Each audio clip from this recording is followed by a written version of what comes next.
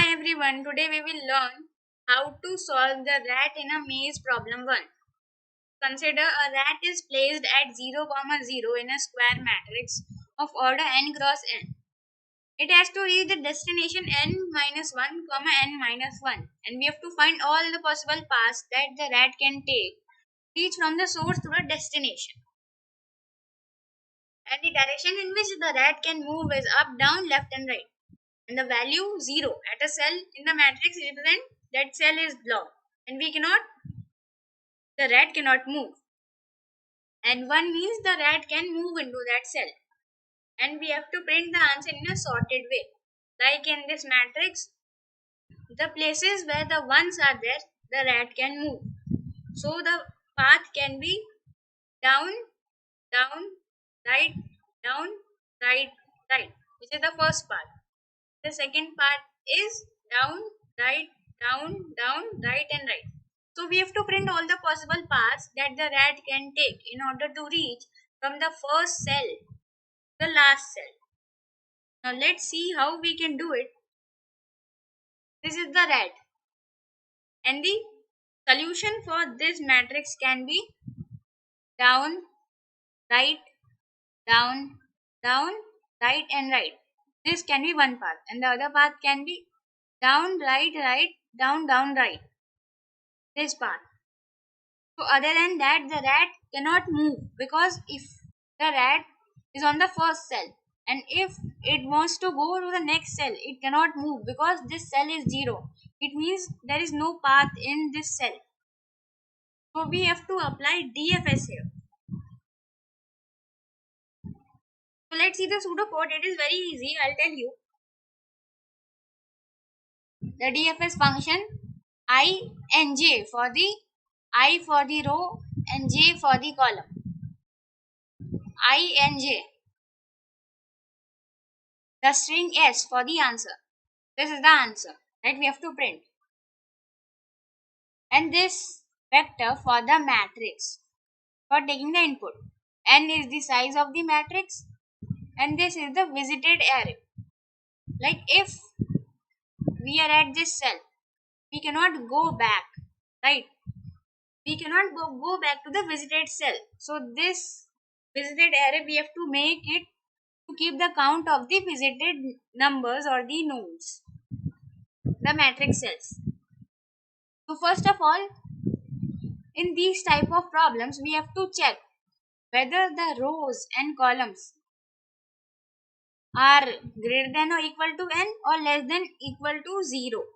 If they are less than equal to 0, the rows and columns, and if the rows and columns are out of the bound, that is greater than n, then we cannot do anything, right? So we simply return. Because it is a void function, we'll simply return it. And if the matrix is 0, then also we will return. The matrix is 0 and the visited array is 1. Then we'll return. Because nothing can be happened here. In this condition, we have to check whether I is equal to n minus 1 and j equal to n minus 1, which means the rat has reached this cell. N minus 1 comma n minus 1 is the cell, the last cell, because the index starts from 0. So n minus 1 comma n minus 1 is the last cell. So if the rat is on the last cell, then we have to push the string as the answer. We dot push back s, which is the string that we have got, and we'll simply return. So after checking these conditions, we have to check for the directions up, down, left and right. So first of all, we have to make the visited array as 1 for the first cell. Then we have to run the DFS function for the up, down, left and right. DFS I minus 1 and j. Suppose we are on this cell. I minus 1 means up. So I minus 1 comma j. So we'll add u into the string. M is the matrix and n is the size of the matrix and viz is the visited array. You have to keep track of the visited cell numbers. Then I plus 1 comma j. I plus 1. Suppose this is I plus 1. This means down. We are adding down into the string. J minus 1, J minus 1, and J plus 1. J minus 1 for left, and J minus 1 for left, and J plus 1 for right. So these are the all directions that we have to traverse. And if we are not getting true value in it, then we have to make the visited that index as 0. If it is not true, then we'll make it 0. Like in this cell we cannot go, so we'll make it 0. It is 0. We'll make the visited array as 0. Visited array.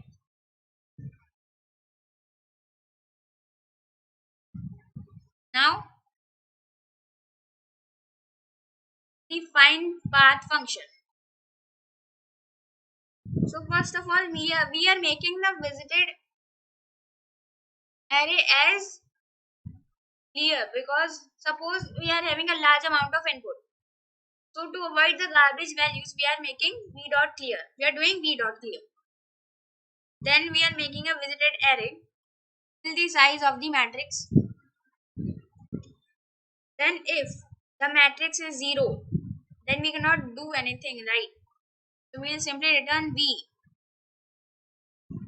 Then if the last cell is 0, this is the first cell, 0 comma 0 is the first cell, and m minus 1, n minus 1 comma n minus 1 is the last cell. So if the first and last cells are 0, so we cannot calculate the DFS function, because the rat has to start somewhere and end somewhere. And it is given the question that from the starting point the rat has to reach the ending point. So if the starting and ending point are only 0, then we cannot do anything. So this is for checking whether the starting and ending are 0 or not. If they are 0, then we have to return v.